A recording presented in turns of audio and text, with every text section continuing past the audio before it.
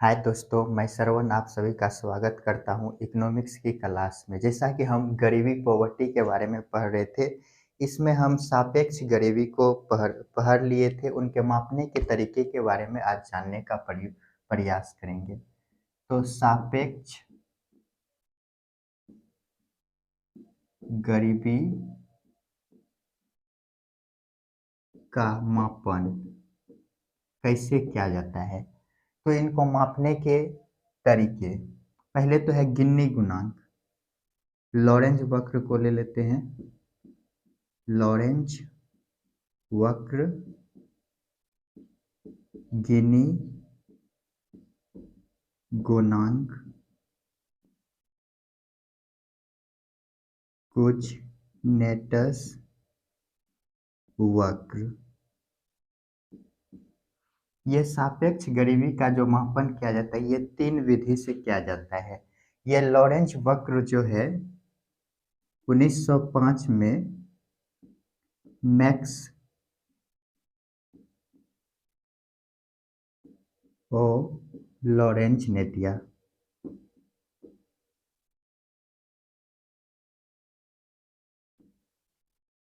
ये गिनी गुणांक जो है 1912 में पोरेडी गिन्नी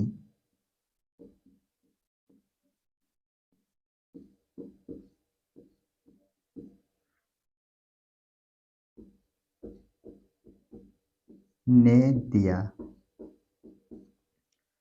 तो ये जो सापेक्ष गरीबी है, सापेक्ष गरीबी में होता क्या है, आय का मापन किया जाता है। दो व्यक्ति के आय की तुलना करके ज्ञात किया जाता है। ये जो सापेक्ष गरीबी है, इनके मापन के दो तरीके हैं। लॉरेंज वक्र जो कि 1905 ईस्वी में मैक्स और लॉरेंज द्वारा दिया गया है, और गिनी गुणांक जो कि 1912 में कोरेडी गिनी के द्वारा दिया गया। एक है कुजनेटस वक्र। तो पहले लॉरेंज वक्र के बारे में जान लेते हैं। ये लॉरेंज वक्र होता क्या है?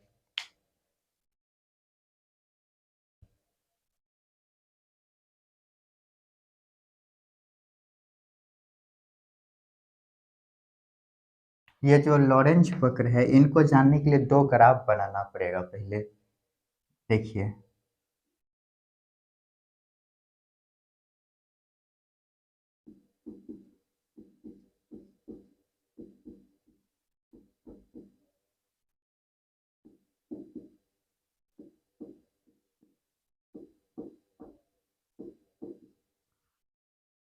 ये मेरा एक्स अक्ष हो गया, ये हो गया वाई अक्ष, ये मेरा जीरो हो गया। ये जो है जनसंख्या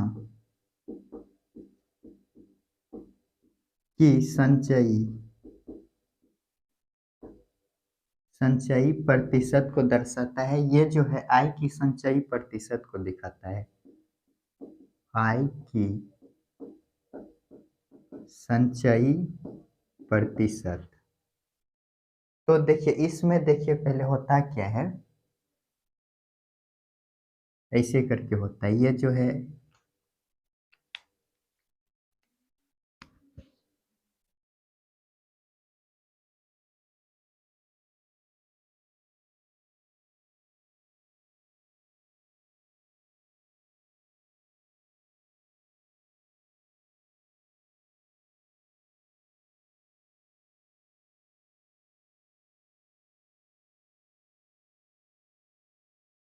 ये ऐसे करके होता है। इसका मतलब हो गया, ये जो दिखा रहा है,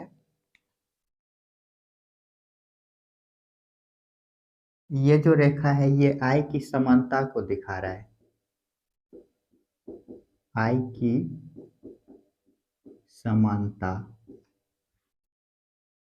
तो यहाँ पे यदि हम देखते हैं, आय की जो संचयी प्रतिशत है और ये जो जनसंख्या की संचयी प्रतिशत है, दोनों एक समान है। ये 10 है तो जनसंख्या भी 10 है, ये 20 है तो ये भी 20 है। यानी कि जिस अनुपात में आय में वृद्धि हो रहा है, उसी अनुपात में जनसंख्या में भी वृद्धि हो रहा है, जो कि ये जो है ये असंभव है, ऐसा कभी रह नहीं सकता है। असंभव, असंभव है। तो होगा क्या इसमें, इसमें जो है ऐसे करके विचलन हो जाता है, ऐसे करके।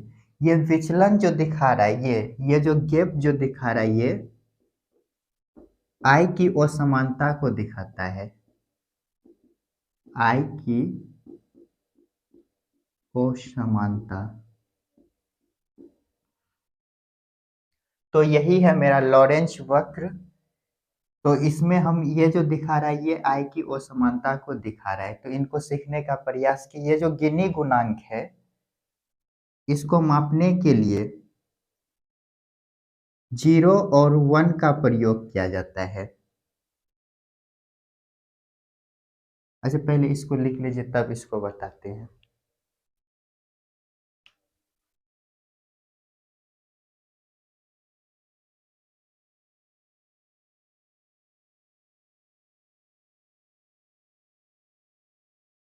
चलिए इसको मिटाते हैं।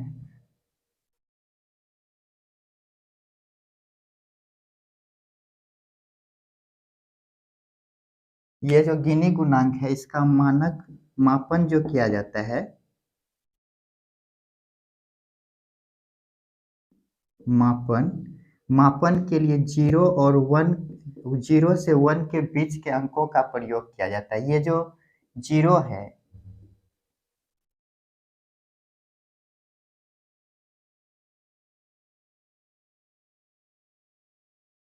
0 1, ये जो 0 है, आई पूर्ण आई की पूर्ण समानता समानता को दिखाता है। ये जो है एक, आई की 0 से जो 1 है, आई की पूर्ण असमानता असमानता को दिखाता है। एक जो होता है, ये आई की असमानता को दिखाता है।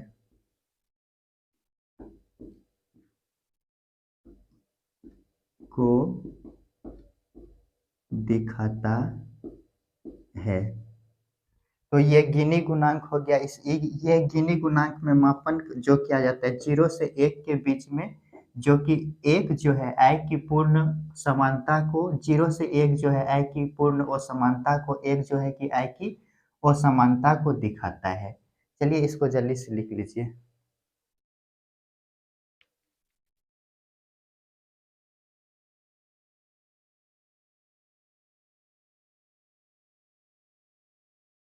अच्छा, यहाँ पे मिस हो गया, यहाँ एक होता है, ये जो है ये दिखाता है 0 से 1 जो है, ये दिखाता है आई की असमानता को। चलिए इसको अब हम मिटाते हैं।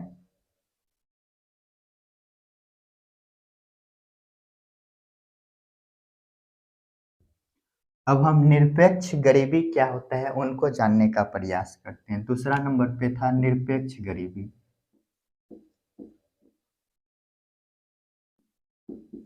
निरपेक्ष गरीबी, ये निरपेक्ष गरीबी को ही वास्तविक गरीबी बोला जाता है।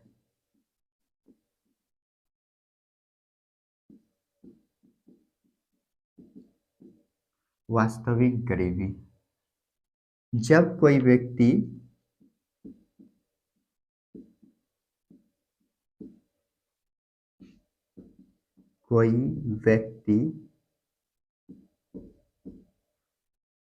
अपने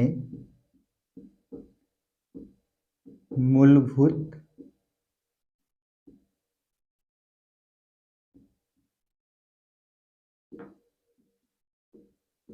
आवश्यकता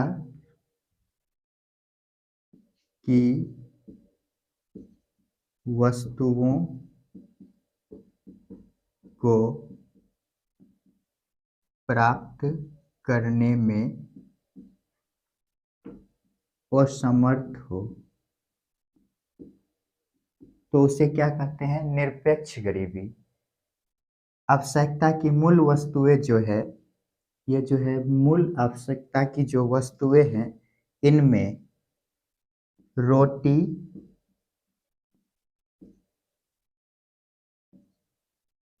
कपड़ा, मकान, शिक्षा, स्वास्थ्य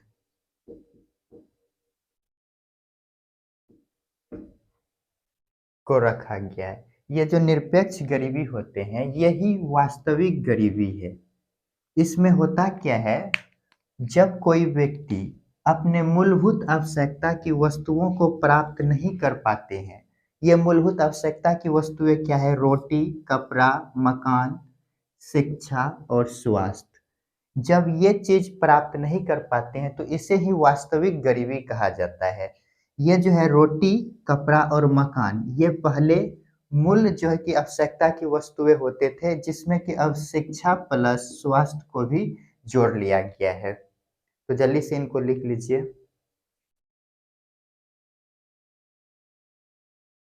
यहीं पे लिख लेते हैं गरीबी। ये जो गरीबी है,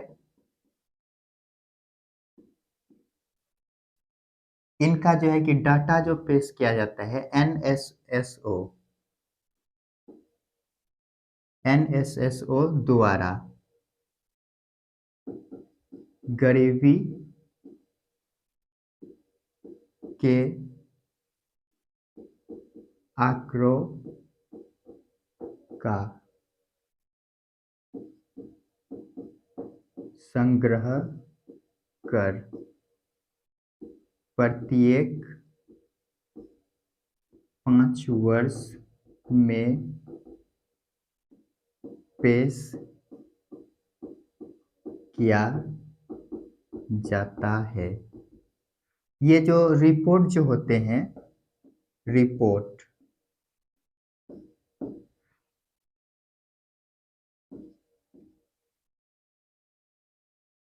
योजना आयोग या नीति आयोग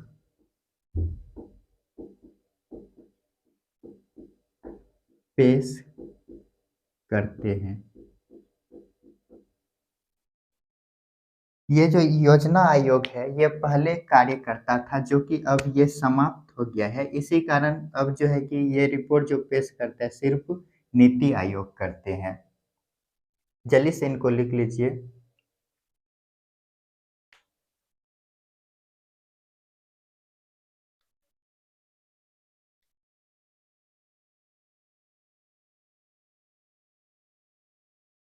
चलिए इनको मिटाते हैं।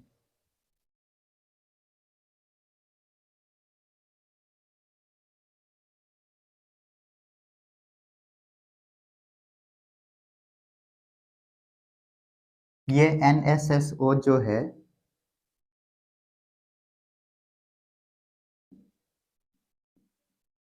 ये जो है कि आंकड़े जो है कि 3 तरीका के पेश करते हैं।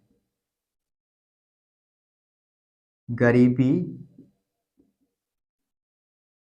जनसंख्या,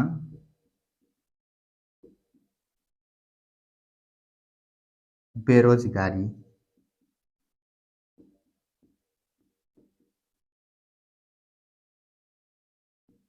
बेरोजगारी, ये जो है कि बेरोजगारी का आंकड़ा प्रत्येक वर्ष आता है।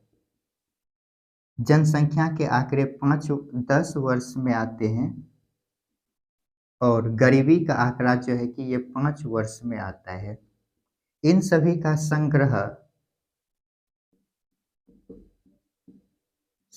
कौन करता है, एनएसएसओ करता है। इसको भी लिख लीजिए।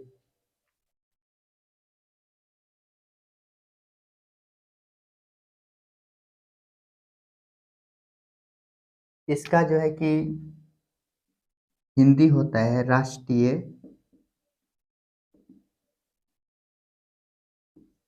नमूना सर्वेक्षण संगठन।